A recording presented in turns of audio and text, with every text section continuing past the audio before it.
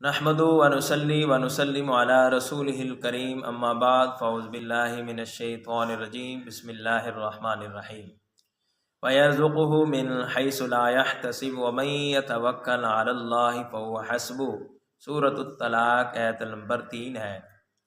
اللہ تعالیٰ کا ارشاد ہے، ایسی جگہ سے رزق عطا فرماتا ہے جہاں سے اس کا گمان بھی نہیں ہوتا۔ جو شخص اللہ تعالیٰ پر توکل کرتا ہے، اللہ تعالیٰ کی ذات پر بھروسہ رکھتا ہے، اللہ اسے کافی ہے۔ کل میں نے ایک حدیث کا کچھ حصہ بیان کیا تھا، آج وہی حدیث مکمل آپ کے سامنے بیان کرنی ہے۔ اللہ تعالیٰ ہمیں عمل کی توفیق عطا فرمائے۔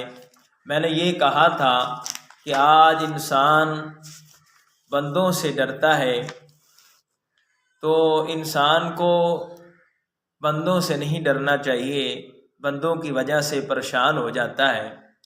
اور میں نے کچھ حدیث کا حصہ بیان کیا تھا، آج اسی حدیث کو مکمل کرنا ہے۔ بڑی محبت کے ساتھ سماعت فرمائیں۔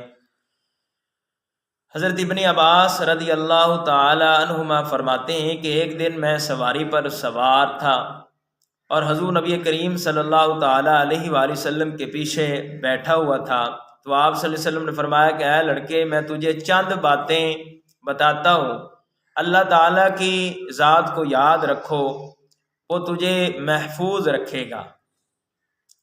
اللہ تعالیٰ کو یاد رکھ، اسے اپنے پاس یعنی سامنے پائے گا، اور جب مانگ تو اللہ تعالیٰ سے مانگ، مدد چاہا تو اسی سے طلب کر، اور جان لے اگر تمام امت تجھے کچھ نفع دینا چاہے، تمام امت تجھے کچھ نفع دینا چاہے، تو میرے محبوب علیہ السلام نے ارشاد فرمایا کہ تمام امت جمع ہو جائے ایک میدان میں اور تجھے نفع دینا چاہے، فرمایا کہ وہ تجھے صرف اتنا ہی نفع پہنچا سکتی ہے جو اللہ تعالیٰ نے تیرے لیے لکھ دیا ہے، اور اگر سب لوگ تجھے نقصان پہنچانے پر اتفاق کر لیں۔ کل میں نے یہ حصہ بیان کیا تھا، اور جو پہلا حصہ ہے اب آپ کے سامنے بیان کیا ہے۔ میں نے یہ بیان کیا تھا اور سامعین نے بہت پسند فرمایا کہ اگر ساری امت اتفاق کر لے تجھے نقصان پہنچانے کے لیے، فرمایا ہرگز نقصان نہیں دے سکتی مگر جو اللہ تعالی نے تیرے لیے لکھ دیا ہے اور قلم اٹھا دیے گئے ہیں۔